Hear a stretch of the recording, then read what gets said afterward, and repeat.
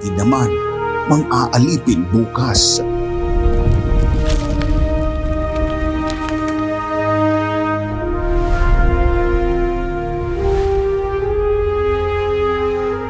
Ibigin mo ang iyong bayan ng sunod kay Bathala, sa iyong kapurihan at higit sa lahat sa iyong sarili.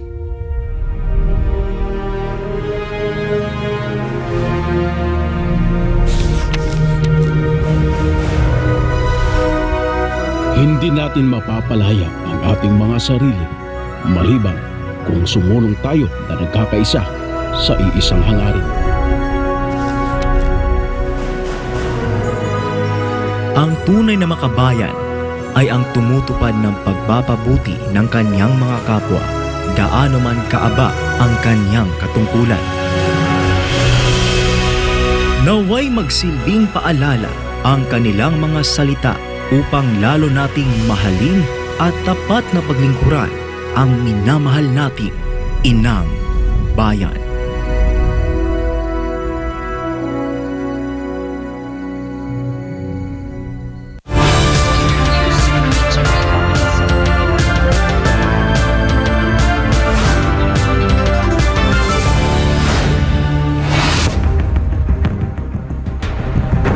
In the headlines, a major power shift in Caracas. Venezuela's military formally recognizes acting President Delcy Rodriguez as commander-in-chief as President Donald Trump reopens Venezuelan airspace and U.S. oil giants begin scouting operations, signaling a rapid thaw in bilateral ties following the capture of Nicolas Maduro. Daylight violence in Mexico. Police seal off a scene in Sinaloa after a gun attack targets politicians near a party headquarters. Authorities say the shooting appears deliberative. Manila walks a diplomatic tightrope. The Philippine government says it can combine firm action and diplomacy in dealing with China, adding that declaring Chinese envoys persona non grata is a serious step that must not be rushed. Impeachment door shut. The Supreme Court dismisses the House motion for reconsideration, affirming that articles of impeachment against Vice President Sara Duterte are unconstitutional, with lawmakers and the defense calling the case closed. Meanwhile, farmer anger spills into the streets of Spain. Farmers paralyzed Valencia with tractor convoys, escalating protests against the EU-Mercosur trade deal they warn will undercut local agriculture. Latin America seeks unity. Regional leaders meeting in Panama calls for a single economic bloc, urging coordinated action to weather global shocks and reduce foreign dependence. Solidarity for Greenland. Music legend Neil Young offers Greenland residents free access to his entire catalog, a show of solidarity as tensions involving the US and NATO continue to rise. And in sports, Jofra Archer makes his return for England, named in the playing 11 for the first T20 against Sri Lanka in Kandy. I'm Troy Gomez. Newsline World starts now.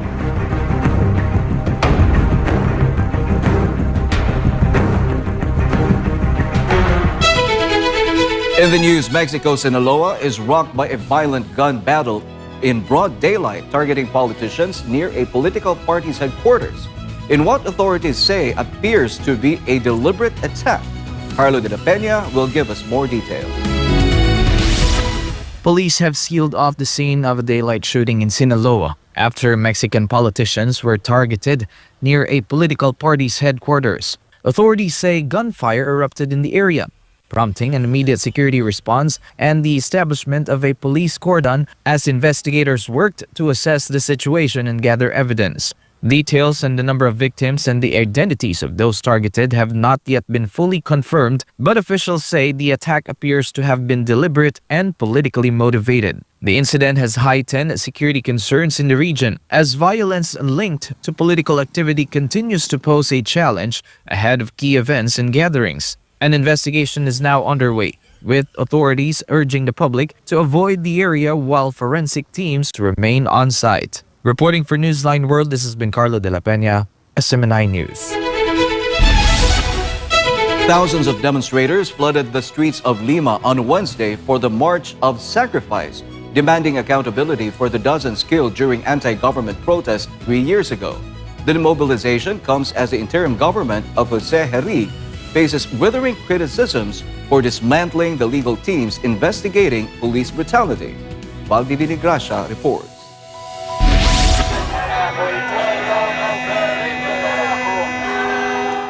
Clutching portraits of the fallen, families from Peru's southern regions joined social collectives in a massive trek toward the Palace of Justice. Dubbed the March of Sacrifice, the demonstration marks the anniversary of the 2023 killing of Victor Santisteban, one of more than 50 civilians reported killed during the wave of repression under former President Dina Boluarte.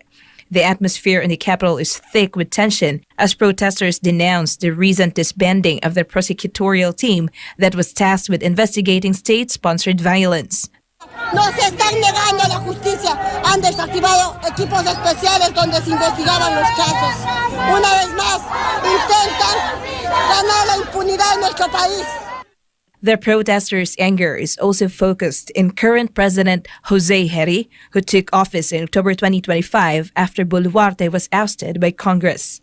Critics label Herri a puppet of a right-wing parliamentary pact, accusing his administration of protecting law enforcement officers involved in the deadly crackdowns. Human rights organizations report that nearly 60 individuals died in the 2022-2023 unrest, with the majority of the fatalities occurring in the regions of Ayacucho and Juliaca. Despite international pressure, most of the judicial cases remain stalled, and the recent Shifagate scandal involving President Herri has further eroded public trust in the transition government. As the March of Sacrifice participants settle in Lima, they vow to remain in the capital until their demands for truth and reparations are met. With general elections scheduled for April, the specter of the 2023 massacres continues to haunt Peru's political landscape, serving as a rallying cry for a nation still searching for closure.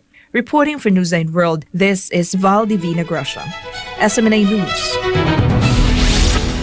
President Ferdinand Marcos Jr. said the Philippine-ASEAN Business Advisory Council chairship for this year will focus on building economic corridors to boost trade, investment, and regional supply chains across Southeast Asia. President Catarong tells us more.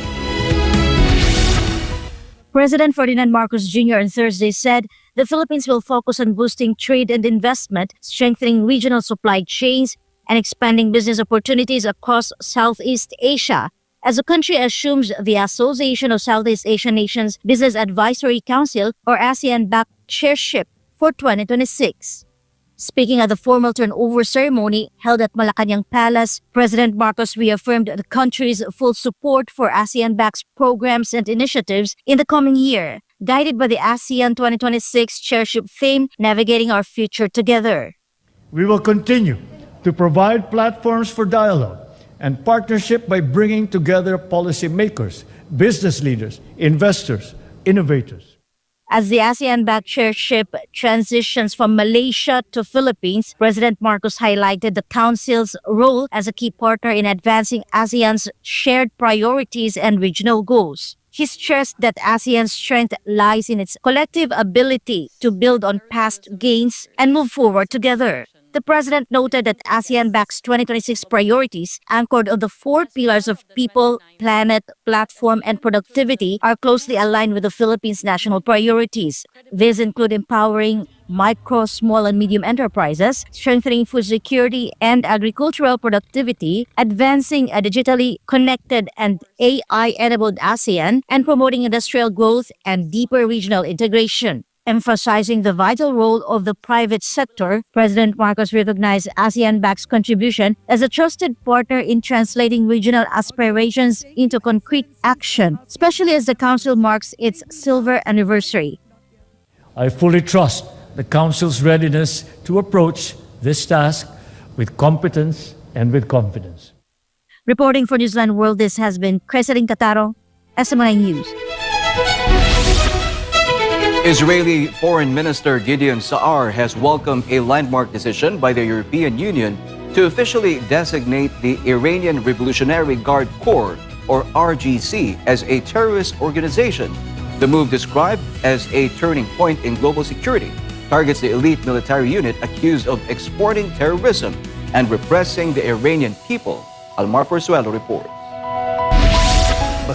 In a recorded message from Jerusalem, Foreign Minister Gideon Saar celebrated what he called an important and historic victory in the long-standing diplomatic battle against Tehran. The European Union's decision marks a massive shift in policy, effectively blacklisting the IRGC, an entity that not only controls a vast portion of Iran's economy but also oversees its ballistic missile and drone programs. Saar noted that the designation is a heavy blow to the legitimacy of the Iranian regime and provides a moral boost to Iranian citizens fighting for freedom. החלטת שרי החוץ של האיחוד האירופי להכריז על משמרות המהפכה של איראן כארגון טרור היא החלטה חשובה והיסטורית.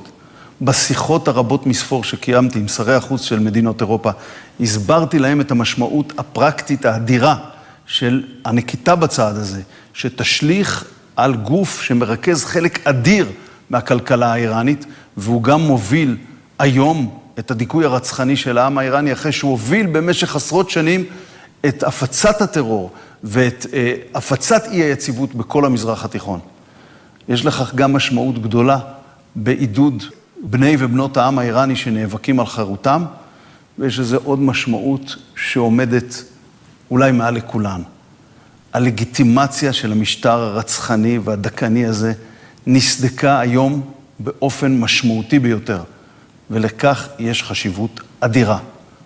זה גם הישג חשוב למאבק ארוך מאוד שאנחנו ניהלנו, שהגיע להישגים עד היום במדינות בעולם, אבל היום הגיע לנקודה מאוד משמעותית, לדעתי נקודת מפנה.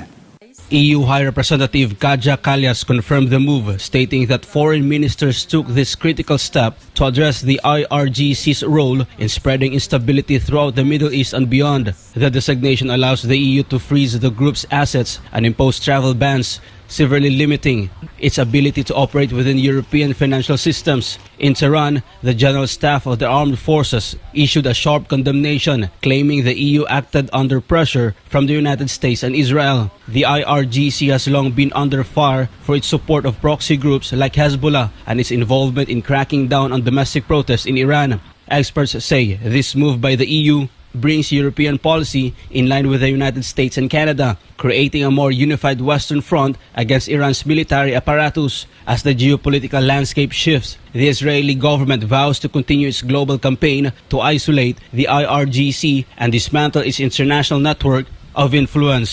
Reporting for Newsline World, Almar Forzuelo, SMNI News. Amid lingering questions about the Department of Tourism, our reporter is in Cebu, where Secretary Cristina Garcia Frasco reaffirmed that President Ferdinand Bongbong Marcos Jr. continues to place his trust and confidence in her leadership. Paul Montibon will give us the details. In recent months, the Department of Tourism has been surrounded by various issues that raised questions about whether the President's trust in its leadership still stands. Here in Cebu, Tourism Secretary Cristina Garcia Frasco made it clear that the President's trust and confidence in her and in the entire agency remain firm.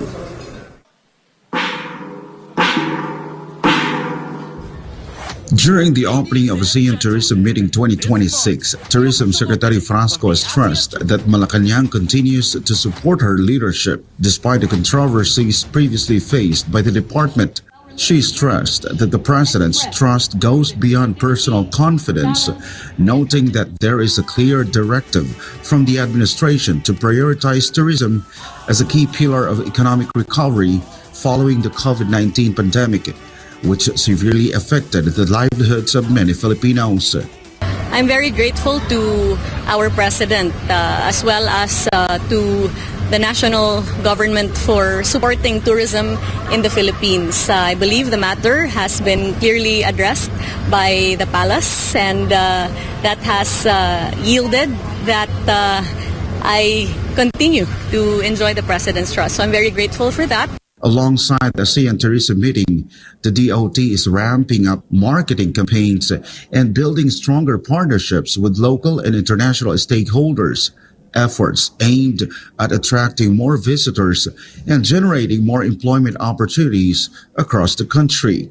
Secretary Frasco also expressed her personal gratitude to the people of Cebu, citing their continued warmth, cooperation, and world-class hospitality extended to visitors from different parts of the world. And nagpasalamat sad ko sa atong mga kaigsuunang Subuanon nga padayon gayod nga nagpakita sa ilang kaligdong isip mga Subuanon ug ilang gipakita gayod ang ilang manindot kayo nga gawi no sa paghatag og world-class hospitality alang sa atong mga bisita sa lain-laing dapit sa tibuok kalibutan. Magtinabangay ta aron nga mulambo ang turismo sa Pilipinas.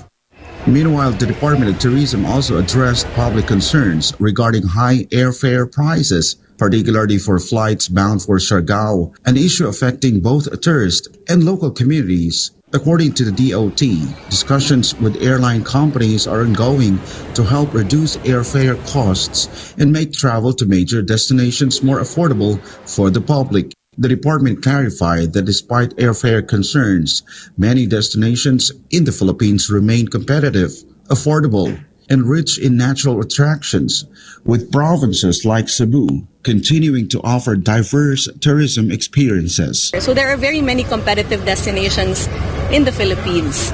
As far as Cebu is concerned, because of our partnerships and our focus on routes development, there were no less than 12 new international flights coming into Cebu. So that shows the growing connectivity of this very beautiful province. For the Department of Tourism, the President's trust must be matched with concrete result. More tourists, more jobs, and a stronger, more resilient tourism sector for the country. For God and my beloved country, the Philippines, reporting for Newsline World, this has been Paul Montebon, SMNI News. Up next, a major power shift in Caracas. Venezuela's military formally recognizes acting President Delcy Rodriguez as Commander-in-Chief as President Donald Trump reopens Venezuelan airspace and U.S. oil giants begin scouting operations, signaling a rapid thaw in bilateral ties following the capture of Nicolas Maduro. And Latin America seeks unity. Regional leaders meeting in Panama calls for a single economic bloc, urging coordinated action to weather global shocks and reduce foreign dependence. More news when Newsline World returns.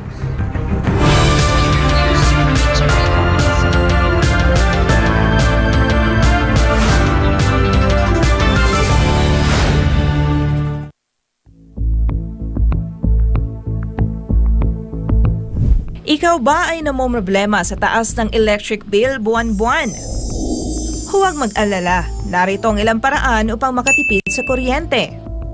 Patayin ang mga ilaw at appliances kapag hindi ginagamit. Sa halip ay gumamit ng natural na liwanag upang makatipid sa kuryente. Tanggalin sa saksakan ang mga appliances kung hindi ginagamit. Iwasan ang paggamit ng maraming appliances ng sabay-sabay. Gumamit ng LED bulbs. Ito ay mas tipid sa kuryente kumpara sa mga incandescent at fluorescent bulbs. Regular na linisin ang mga appliances tulad ng electric fan, aircon vents at refrigerator. Magkaroon ng takdang araw sa isang linggo sa pamamalansya at paglalaba.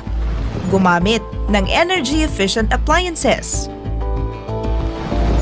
Tandaan, maging wais sa paggamit ng kuryente upang makatipid para mas gumaan ang buhay. Ang paalalang ito ay hatid sa inyo ng SMNI. Madalas ka bang napapasobra sa pag-scroll sa phone mo kahit puro masasamang balita ang nakikita mo? Isipin mo ito. Nakahiga ka na sa kama, nagche-check lang ng phone bago matulog. Tapos, hindi mo na malayan, ilang oras ka na palang nagbabasa at nanonood ng mga balita tungkol sa digmaan, sakuna, politika at lahat ng masasamang nangyayari sa mundo. Nakakaramdam ka na ng kaba at pagod, pero tuloy mo pa rin ang scroll mo. Ang tawag dyan ay doom scrolling. Ito ang habit ng paulit-ulit na pagtingin sa mga negatibo o nakaka-depress na content tulad ng digmaan, krimen o problema sa mundo. nakaka-stress, pero hindi mo pa rin mapigilan. Ayon sa isang pag-aaral ng Texas Tech University, ang sobrang konsumo ng masasamang balita ay nauugnay sa pagtaas ng stress, anxiety at pisikal na sintomas gaya ng pagkapagod at sakit ng ulo. Ayon naman sa Harvard Health, ang doom scrolling ay nagpapataas ng fight or flight hormones tulad ng cortisol at adrenaline na nakakapagpabigat ng isip at katawan. Nakakaapekto ito sa iyong mood, tulog at maging sa mental at physical health mo. At kapag naman puro memes at random na content ang pinapanood mo ng sunod-sunod hanggang sa mawalan ka na ng gana na mag-isip at gumawa ng iba pang gawain, ang tawag naman dyan ay brain rot. Sa Gen Z at tinatawag na internet culture, ang brain rot ay overconsumption o sobrang tagal na panonood ng paulit-ulit, mababaw, magulo o walang saysay na content online hanggang sa parang manhid na ang utak mo. Kapag nasobrahan, syempre, nakakasama. Nawawalan ka na ng focus, nawawala ang motivation, hirap mag-isip ng malalim, parang lutang o foggy ang utak. Masaya sa simula, pero kapag sobra, napapagod ang isip mo. Nahihirapang mag-concentrate at parang lutang. Mas delikado pa ito sa mga bata dahil ang utak nila ay nasa proseso pa ng pag-develop. Kaya mas malakas ang epekto ng doom scrolling at brain rot sa kanila. Maaaring makaapekto sa pag-aaral, pag-iisip at pakikitungo sa iba. Ang higit sa 4 na oras ng screen time araw-araw sa mga kabataan ay konektado sa 35 to 88% na mas mataas na posibilidad ng depresyon, anxiety at stress. Base ito sa isang malawakang pag-aaral sa Brazil. Kaya, maging balanse. Magpahinga sa screen. Magbasa. Makipagkwentuhan. Magdasal. Maging present lagi. Alagaan ang iyong isipan. Kung anong itinatanim sa isipan mo, yun ang lalago.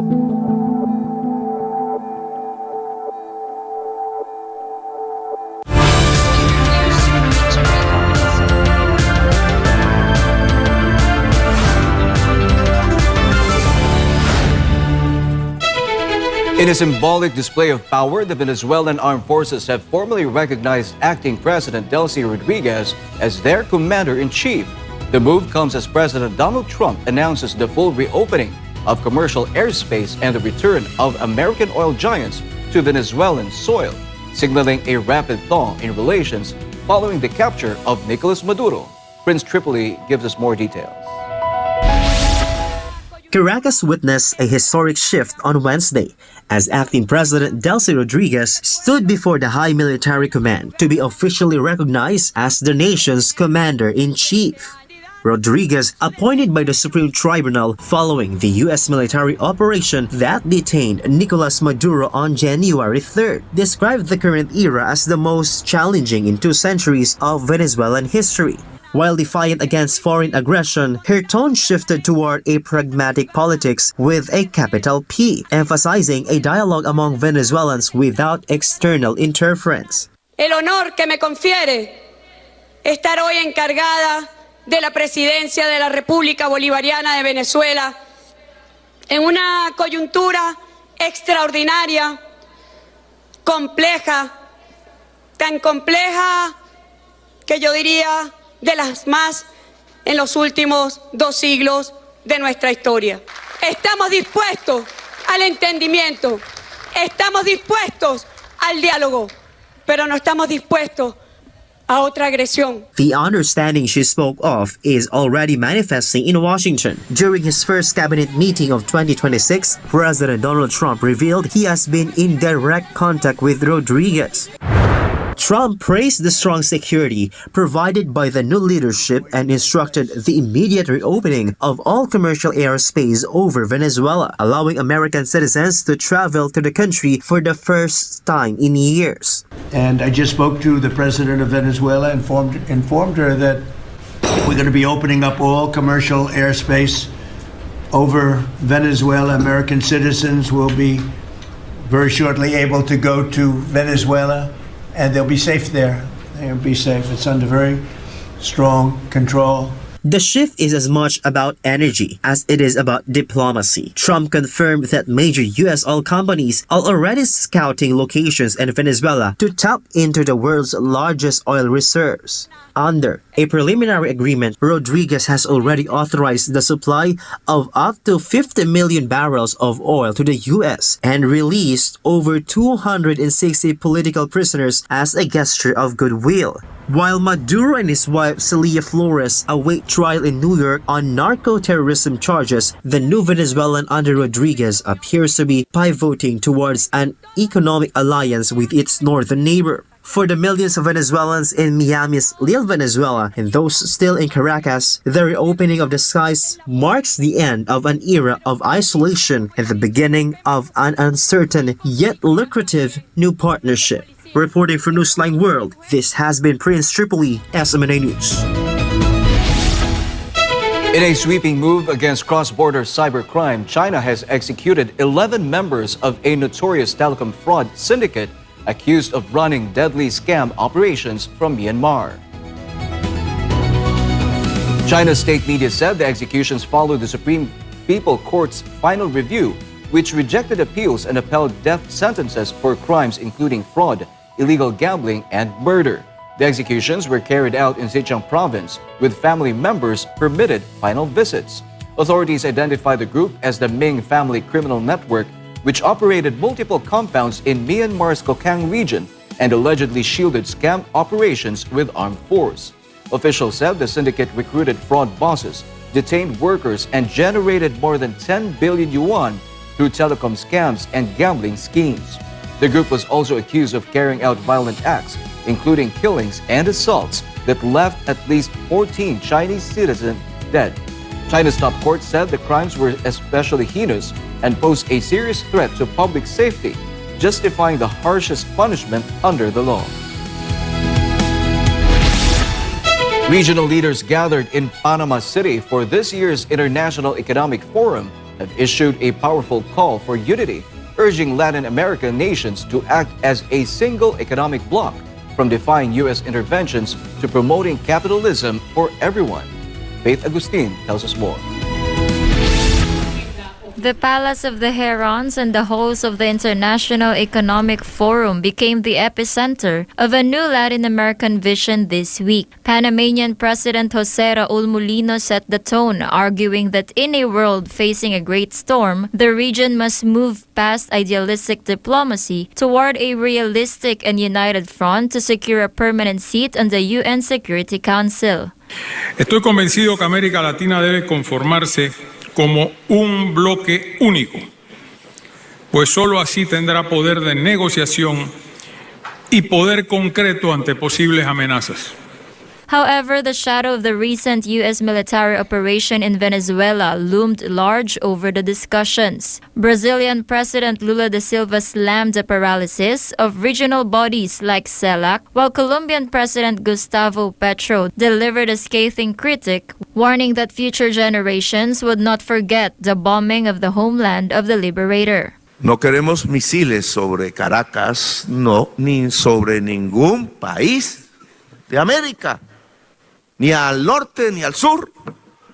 En la historia entre Estados Unidos y América Latina, haber bombardeado la patria del Libertador no lo va a olvidar ninguna generación de jóvenes en ninguna parte de nuestro país, ni de América Latina basada en la libertad y el Caribe. Amidst the political friction, a strong current of economic pragmatism emerged. Bolivian President Rodrigo Paz offered his nation's 5 borders as a logistical hub, introducing the concept of camirismo, an Aymara term for abundance, as a model for capitalism for everyone.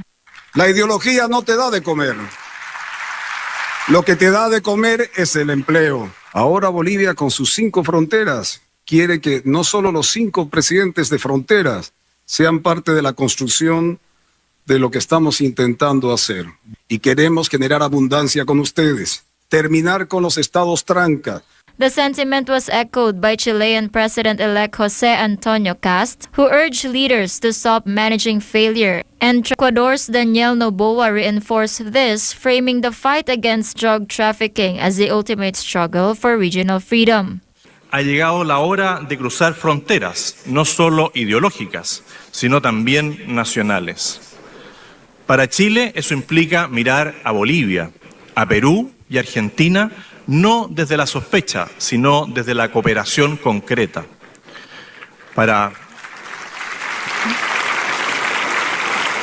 América Latina implica entender que ningún país se salva solo, en un mundo cada vez más competitivo y más duro. La fragmentación nos debilita, la coordinación nos fortalece. As the forum concluded, the message from Panama was clear. While the North may be in crisis, the Global South is finding its voice through transparency, dialogue, and a renewed appetite for autonomy. The challenge now remains whether these diverse leaders can turn their ideas on paper into a functioning reality for over 600 million citizens. This has been Faye Agustin, your citizen correspondent, reporting for Newsline World. The Department of Migrant Workers, or DMW, has assured that it will continue to strengthen its cooperation with the Indonesian government to further protect migrant workers, particularly Filipino workers in the fishing sector.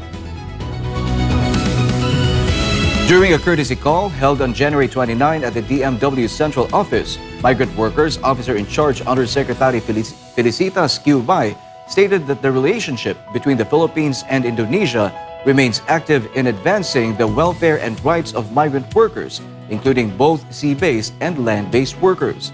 The two nations reaffirmed their joint advocacy for fair, ethical, and sustainable recruitment practices as a crucial step against abuse and illegal activities in the employment of migrant workers. Juliana Bahar, Assistant Secretary and Director of ASEAN Socio-Cultural Cooperation of the Ministry of Foreign Affairs of Indonesia, and Christiara Linga Tresnawijaya, Second Secretary of the said directorate, attended the courtesy call. According to the DMW, this is part of the agency's ongoing commitment to ensure the protection and welfare of overseas Filipino workers under the Philippines' bilateral partnerships with other countries. When we return, Manila walks a diplomatic tightrope. The Philippine government says it can combine firm action and diplomacy in dealing with China, adding that declaring Chinese envoys persona non grata is a serious step that must not be rushed. And impeachment doors shut. The Supreme Court dismisses the House motion for reconsideration, affirming that articles of impeachment against Vice President Sara Duterte are unconstitutional, with lawmakers and the defense calling the case closed. More news after the break.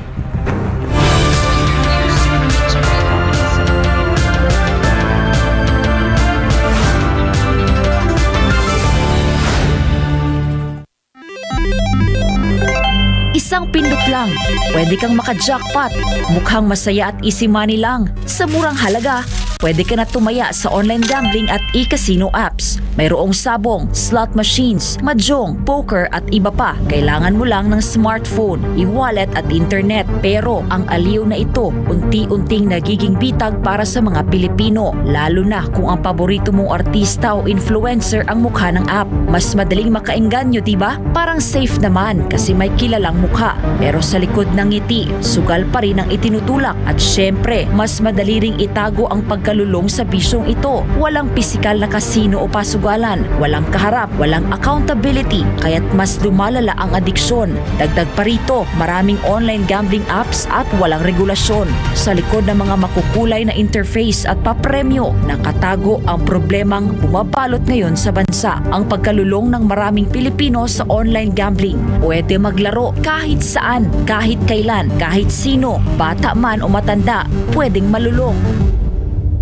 Ayon sa mga eksperto, ang pagkakalulong sa online gambling ay nagdudulot ng matinding stress at anxiety, pagkakabaon sa utang, pagkawasak ng pamilya, pagkawala ng tiwala sa sarili. At tulad ng ibang bisyo, may mga senyales ito tulad ng hindi makapagpigil kahit walang pera, palihim na tumataya, pagpapabaya sa trabaho, pamilya o sarili. Sa bawat taya, may mga taong tunay na kumikita, mga malalaking negosyante at investors na negosyo ang bisyo ng masa. Para sa kanila, perang pumapasok lang ito, pero para sa ordinaryong Pilipino, kabuhayan at relasyon ang nauubos. At ang masakit, tila matagal itong nahayaan. Hindi ito naging prioridad ng mga nakaupo sa taas hanggang sa sobrang lumala at halos naapektuhan na ang buong komunidad. Ngayon, sa dami ng nalulong at sa laki ng pinsalang naidulot, saka palalong umugong ang mga panukalang batas para higpitan ng online gambling, gaya ng pagbabawal sa paggamit ng e-wallets para tumaya, pagtaas ng minimum bet, mas mahigpit na identity verification, pag-block ng mga illegal na gambling sites,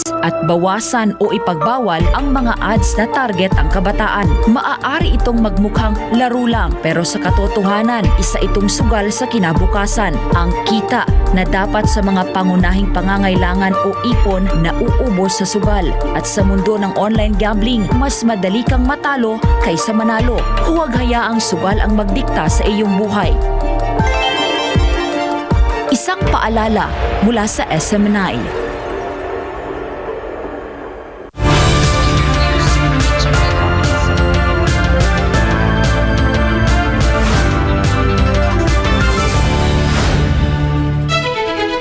The government has announced that declaring Chinese embassy officials as persona non grata is a serious step that must not be rushed and requires careful consideration due to its significant implications for the country's foreign relations. Malacanang stated that the government can simultaneously employ firm action and diplomacy amidst the heating tensions between Philippine and Chinese officials. Crisalyn Catarong reports. The Department of Foreign Affairs has acknowledged the proposed resolutions in both chambers of Congress, calling for certain diplomatic personnel of the Chinese embassy in the Philippines to be declared persona non grata. In a DFA statement read by Presidential Communications Office Undersecretary Claire Castro during a palace briefing on Thursday, declaring someone persona non grata is described as one of the most severe diplomatic actions the government can impose against foreign diplomats. While this power resides with the DFA, it is considered a last resort and is only utilized when diplomatic ties have been severely damaged and there are no other means to repair the relationship between the two countries. The agency also emphasized that such a move carries significant implications, including possible retaliatory actions or other countermeasures from the opposing side. Because of this, the move requires careful deliberation and preparation for its impact on the long-term interests of the Philippines.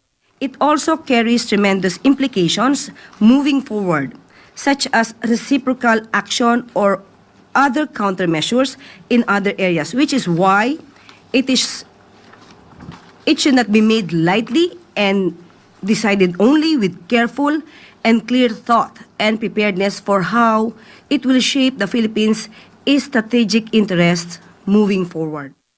The DFA assured that it remains committed to its mandate of conducting appropriate and effective diplomacy that promotes the national interest. Direct communication between the Philippines and the Chinese government also continues regarding important bilateral and international issues.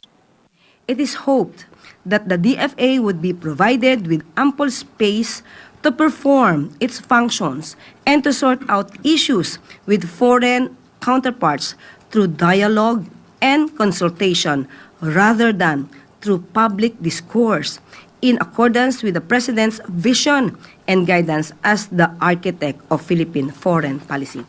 Meanwhile, Malacanang announced that President Marcos Jr. is aware of the ongoing exchange of statements between Philippine and Chinese officials. Aware po siya at nakikipag-usap din po siya kay Secretary Tess Lazaro at ang aking nabanggit na sinasabi nating polisiya, yun po ang sinasabi ng Pangulo. In a statement released this January 28, Embassy spokesperson Ji Lingpeng stated that there is no longer a need to further escalate the issue. He added that they could simply declare Ambassador Xinquan as persona non grata.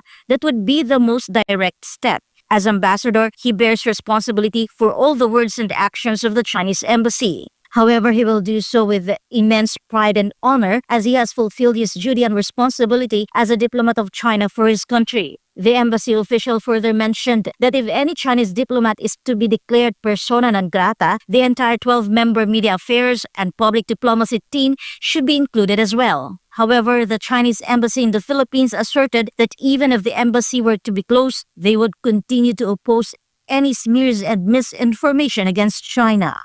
Reporting for Newsline World, this has been Creseline Catarong, SMNI News. Former Secretary of the Department of National Defense, Norberto Gonzales, said there is now a breakdown in the government's leadership, meaning the president no longer has control over the agencies under his authority, something he says is worsening the Philippines' problems with China. Almar Porzuelo has the news. Pinagdududahan ko yun na ang tinitingnan lang doon para maging popular sa susunod na eleksyon. This was the reaction of former Department of National Defense Secretary Norberto Gonzales after several senators condemned the Chinese embassy in the Philippines. The senators' criticism stemmed from the response of some Chinese embassy officials to what they describe as an attack or smear by Philippine Coast Guard spokesperson Jay Tariela against Chinese President Xi Jinping during a seminar. According to the former DND chief, Tariela's actions were inappropriate. Normally hindi tama. Pero problema natin, mukhang may breakdown tayo ng policy natin sa international. Hindi malinaw ang mga guidelines natin. Kaya yung mga katulad ni Tariela ba yun? Ang mga katulad yan, gumagawa ng sariling aksyon. Gonzales emphasized that guidelines from the president regarding statements against other countries should be clear to prevent a single spokesperson from acting independently. Kasi dapat malinaw mga guidelines yan, lalo ganyan, no? Sensitive ang ating issue sa China. Pinapakialaman mismo ng Pangulo yan. Pero tingnan mo ginawa ni Tariela. O tapos, sa halip na pagsabihan natin si Tariela na hindi tama yung kanyang ginawa, may mga sa lipunan natin, ang medyo lalo pang dinadagdagan yung ginawa ni Tariela. Following this, Gonzales said that some senators were merely overreacting to the issue, including calls to expel diplomats or declare China persona non grata. Palagay ko medyo sumusobra naman o kaya overacting tayo, overreacting sa nangyayari. Nakikita natin bakit yung threat na paalisin natin, gagawin natin persona non grata ang China. Sa tingin ko, overreaction yun. While Gonzales clarified that he is not pleased with China's actions against the Philippines, he stressed that one mistake should not be answered with another. Hindi ko masasabi na natutuwa ako sa ginagawa ng China, no? Pero wag mo namang gantihan yan ng mga bagay na hindi rin nakakatuwa. Wag mong bigyan ng solusyon ng kamalian, ng another kamalian. Pakita natin, disente tayong tao. The former DND chief further explained that because of the behavior of some government officials in dealing with China, it is clear that the president is doing nothing and has no control over certain officials, resulting in breakdown in leadership. Isa nga yan sa malaking issue natin sa Pangulo, kaya hindi ba may mga nagsasabi na mag-resign na dapat ang Pangulo kasi mukhang hindi niya kaya. Yan isang indikasyon na hindi niya kaya. Ang ginagawa ni Tariela, ang ibig sabihin lang niya, may breakdown ng leadership ng bansa. Kaya walang control. Hindi natin masasabi na hindi kontrolado. Wala naman nagkukontrol eh. Yan ang problema natin. Because of what he described as the president's inaction, Gonzales fears the situation between the Philippines and China could worsen. Ang masama sa nangyayari, para bang ang reaksyon hindi nanggagaling sa dapat na nagdidesisyon bilang representante ng bansa natin. Baka luluba ang problema natin sa China na hindi natin pinagdesisyonan bilang isang bansa. In the end, Gonzales said the government should re-evaluate its foreign policy, noting that even major countries respect China's growing strength and leadership around the world. Ang dapat natin tingnan sa pagyayari na yan, yung mga sinasabi ng mga eksperto. Yung mga eksperto, sinasabi lang, hinay-hinay lang. Dapat pag-usapan ng mabuti ang relasyon natin sa China. Pati ako personal, i-recommend ako na magkaroon ulit ng pag-uusap na seryoso ang gobyerno natin at yung mga nakakaintindi kung anong posisyon natin tungkol sa China. Buong mundo na ngayon nag-iisip kung paano makikipag-dialogue sa China. Tapos tayo, hindi pa tayo nakikipag-dialogue ng maayos, sisirain na natin.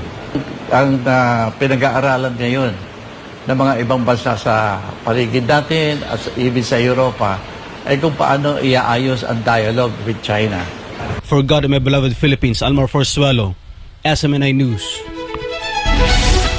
The Supreme Court has dismissed the House of Representatives' motion for reconsideration and affirmed its previous declaration that the articles of impeachment against Vice President Sara Duterte are unconstitutional, ruling that the Senate lacks the jurisdiction to proceed with the impeachment proceedings. Margaret Gonzalez for the detail.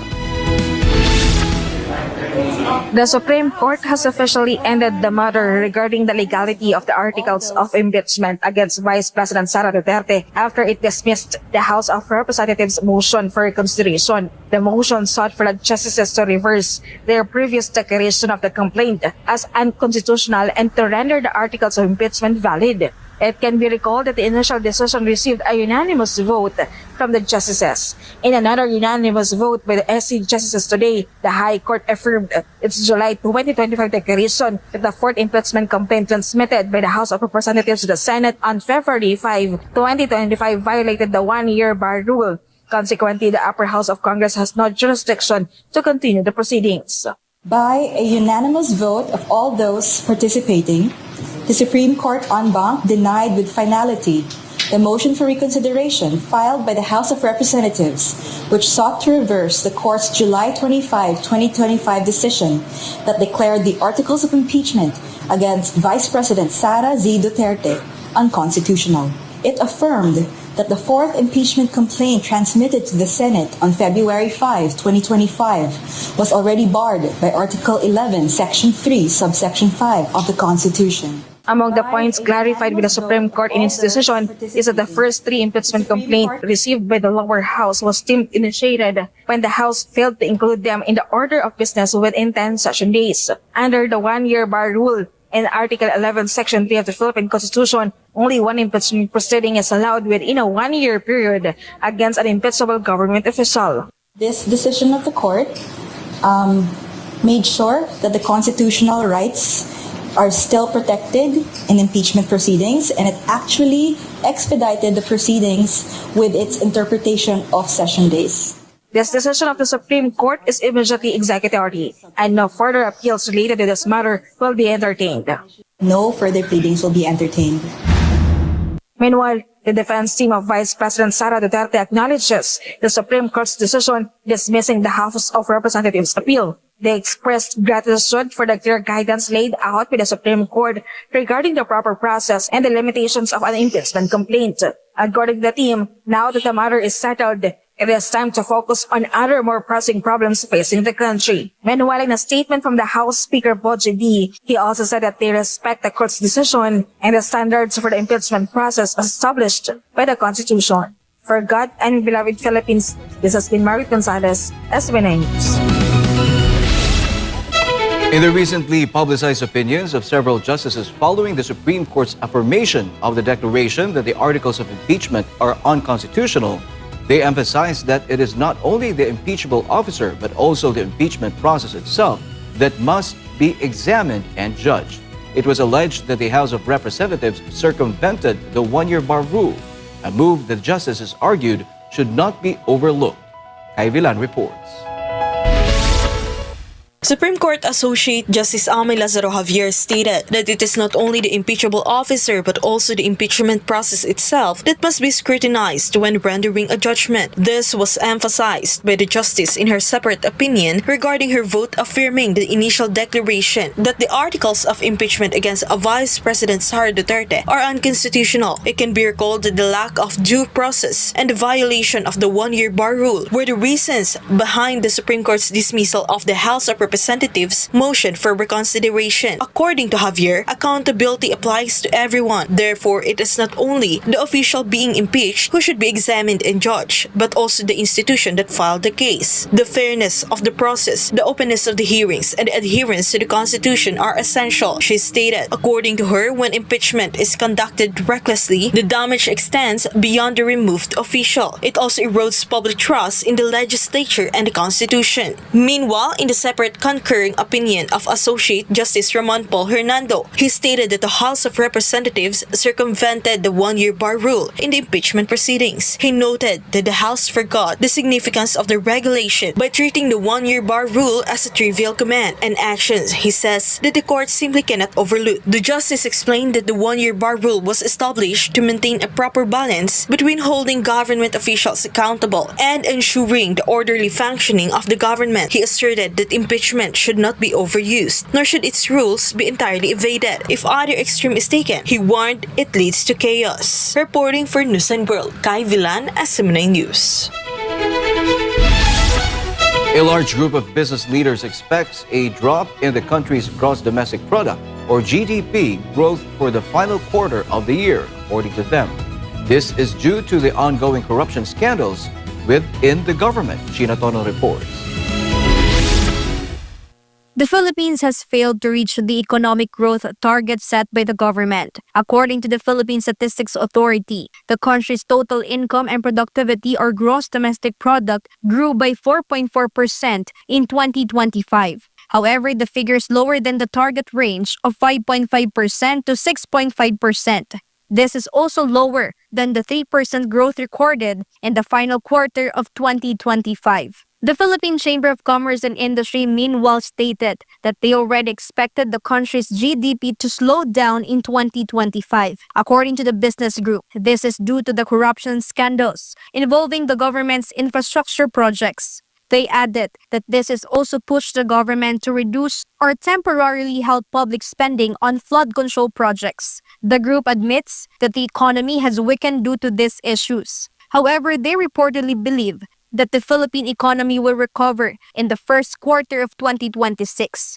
PCCI expressed optimism following the statement made by Department of Public Works and Highways Secretary Vince Dizon, who vowed to clean up the agency and resume infrastructure spending. The PCCI added that immediate economic recovery and the implementation of measures to prevent such incidents from occurring are essential. The PCCI stated that the use of blockchain technology in the 2026 national budget will have major impact in ensuring that the spending of public funds is transparent and cannot be manipulated. For God and for my beloved Philippines, this has been Sheena Torno, SMNI News.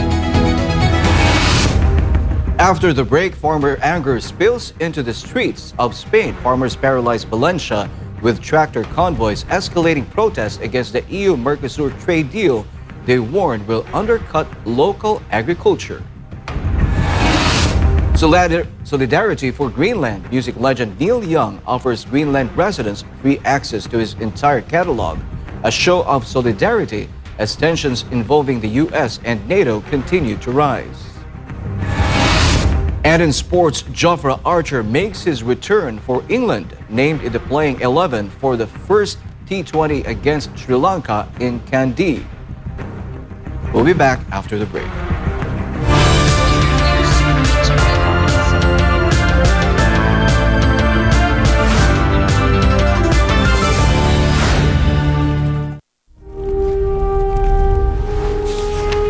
Pasasaan pa ang kalayaan kung ang mga alipin ngayon ay sila din naman mang-aalipin bukas.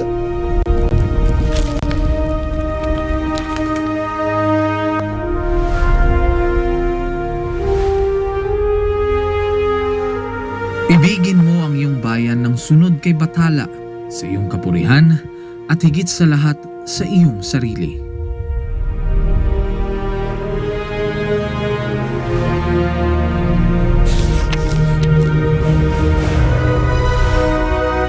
Hindi natin mapapalaya ang ating mga sarili maliban kung sumunong tayo na nagkakaisa sa iisang hangarin. Ang tunay na makabayan ay ang tumutupad ng pagpapabuti ng kanyang mga kapwa, gaano man kaaba ang kanyang katungkulan. Naway magsilbing paalala ang kanilang mga salita upang lalo nating mahalin at tapat na paglingkuran ang minamahal nating inang bayan.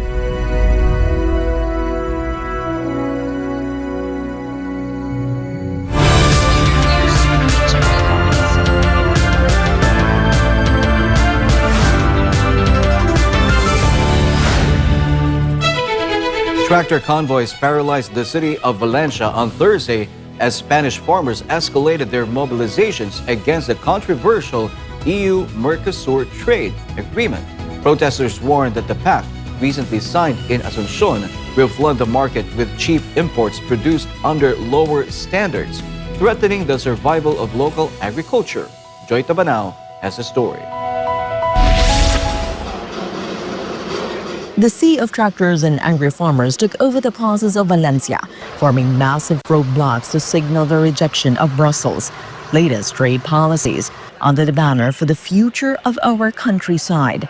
Demonstrators denounced the EU-Mercosur pact, which they claim creates a disastrous imbalance by favoring industrial sectors over agricultural ones. Farmers argue that products from South American nations like Brazil and Argentina are treated with chemicals banned in Europe, creating what they call unfair competition. Están negociando con Mercosur y con la India para poder traer productos agrícolas aquí que, aparte de la mala calidad, es los productos químicos que allí pueden tratar, cosa que aquí nos tienen prohibida. The mobilization is not just about prices, but food security. Protesters, some dressed as cows or oranges, warned that the deal will replace high-quality Spanish produce with inferior imports, ultimately penalizing the consumer. The agricultural sector in Spain, alongside peers in France and Italy, feels used as a bargaining chip in broader diplomatic maneuvers. Se viene aquí una agricultura que nos va a hundir. Va a hundir España, Europa, Francia, Italia, que son los países más productivos del arroz. The protest comes at a critical time, while EU member states gave the green light for the deal earlier this month. The European Parliament recently voted to refer the pact to the Court of Justice of the European Union. This legal move could stall the implementation for over a year as judges examine its compatibility with EU law, providing a temporary window of hope for the demonstrators, with a major rally already planned for Madrid on February 12th. The farmers vow to continue their tractorada until their demands for reciprocity and fair prices are met. As the legal battle begins in the courts, the battle for the European countryside continues in the streets. Joy Tabanao, your citizen correspondent reporting for Newsline World. An economist asserted that the lack of strong governance and constantly changing policies in the tourism sector are hindering the Philippines' economic growth and its ability to attract investors. Prince Tripoli for the detail.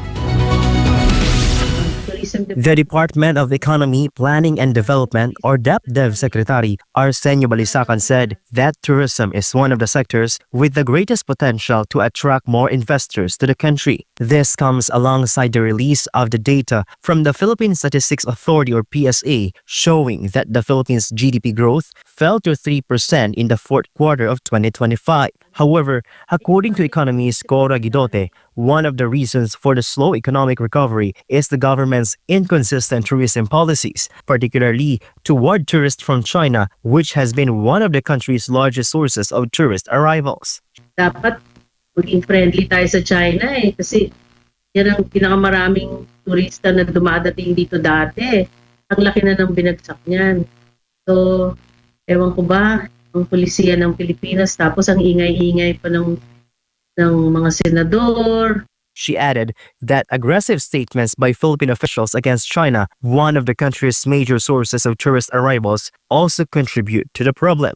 Nakakasama sa turismo, nakakasama sa business. Kasi, alam mo, pag may galit na naririnig sila, galing sa mga, very senior officials, mga senador. Tapos gagamit ng words na FU, di ba?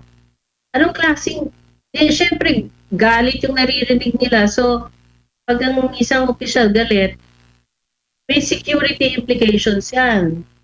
Parang tinatakot mo yung mga tao dun sa bansang yun. Ba't sila pupunta dito? Kung takot sila, diba? Ba't mo tatakutin?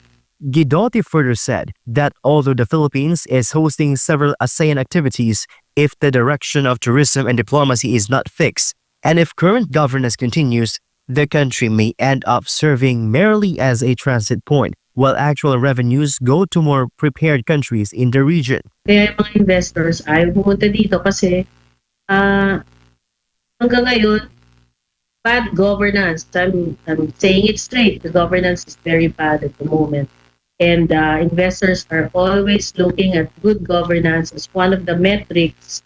She stressed that the need for debt reforms in government, as well as accountability and transparency among elected officials. Reporting for Newsline World, this has been Prince Tripoli, SMNI News.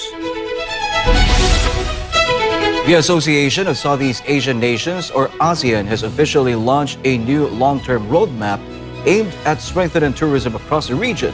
The ASEAN Tourism Sectoral Plan 2026 to 2030 was formally introduced during the ASEAN Tourism Ministers meeting. Paul Montibon is in Cebu to give us the latest updates happening there. The newly launched ASEAN Tourism Sectoral Plan 2026 to 2030 outlines key strategies to boost tourism development, strengthen regional cooperation, and enhance resilience among Southeast Asian nations. The ASEAN Tourism Sectoral Plan 2026 to 2030 focuses on innovation and security, investment, opportunities, and trade among member countries across maritime, land, and air connectivity.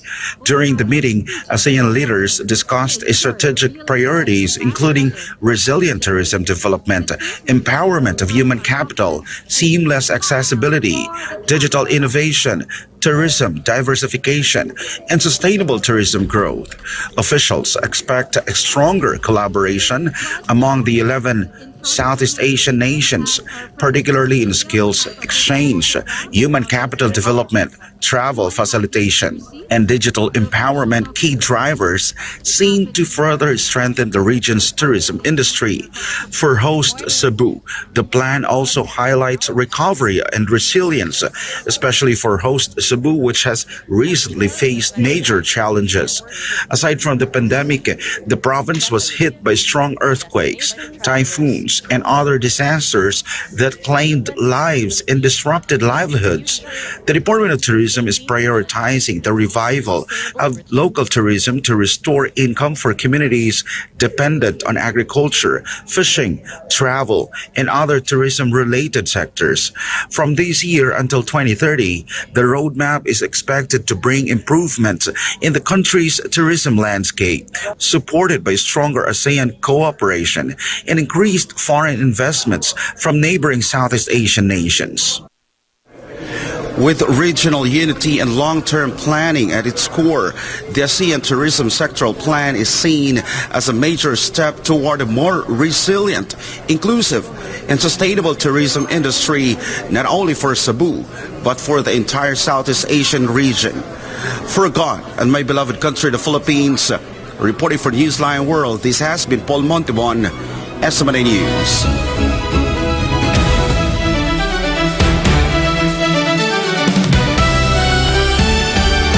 England have named fast bowler Jofra Archer in the playing 11 for Friday's first T20 against Sri Lanka in Kandy.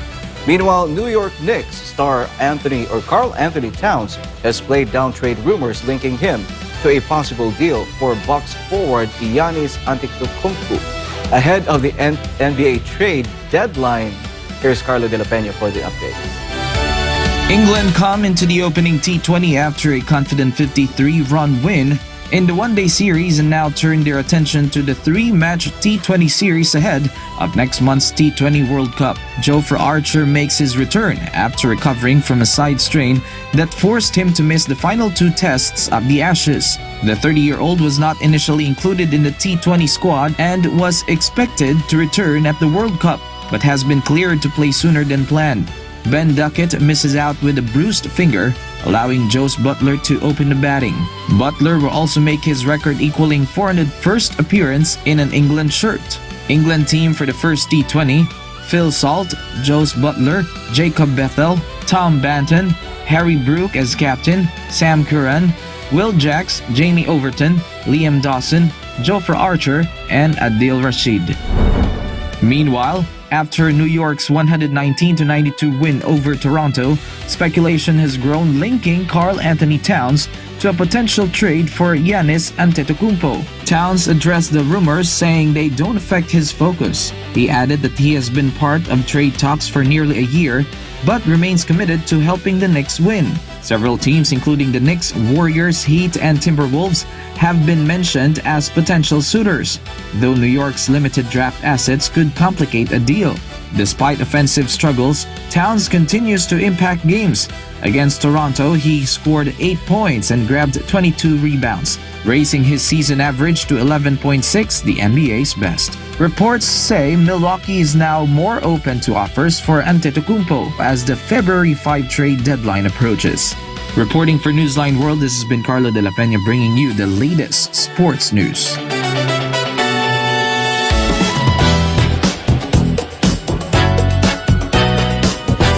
Legendary rocker Neil Young is offering a unique show of support to the people of Greenland, granting them a free access to his entire music catalog amid rising geopolitical tensions involving the United States and NATO. Meanwhile, Australia's One Nation leader, Pauline Hanson, says common sense prevailed after a last-minute decision to cancel screenings of her new satirical film was overturned, allowing the movie to be shown in major cities across the country. Blake Ann has a detail. Veteran rock musician Neil Young is offering a powerful gesture of solidarity to the people of Greenland, free access to his entire music catalog. In a post published in his blog, Young announced that residents of the semi-autonomous Danish territory will be able to stream all of his songs and music films at no cost and in the highest audio quality.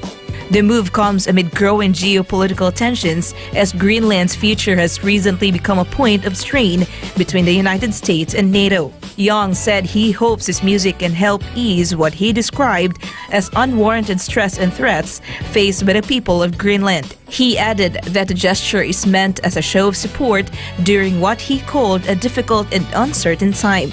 The longtime artist has been known for using his platform to speak out on political and social issues, and this latest move underscores his continued activism through music. One Nation leader Pauline Hanson has welcomed the reversal of a last-minute decision to cancel screenings of her new film, saying she is pleased that common sense prevailed. The center is currently promoting her 90-minute animated movie titled A Super Progressive Movie, which is being screened in Australia's major capital cities. The film, rated M, describes itself as a satirical feature that takes aim at what it calls Australia's political and cultural chaos, using bold humor and sharp commentary. The initial cancellation of the screenings sparked debate before the decision was overturned at the 11th hour, allowing the showings to go ahead as planned. Hansen says the reversal is a win for free expression as the film continues its nationwide run. And that's all for now. This is Blake Ann, bringing you the latest showbiz. And before we end, may you be inspired with the words of the sun.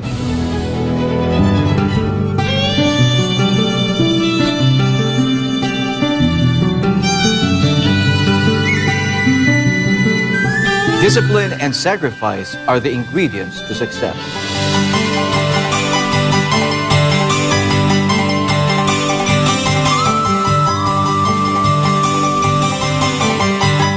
And that's all for this edition of Newsline World. For God and my beloved country, the Philippines, I'm Trey Gomez. Thank you for watching.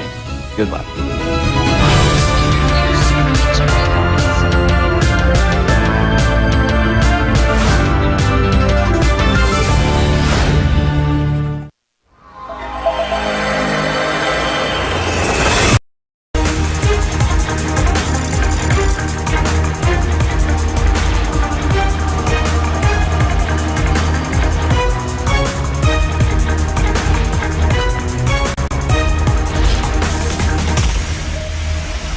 This is SMNI News Channel.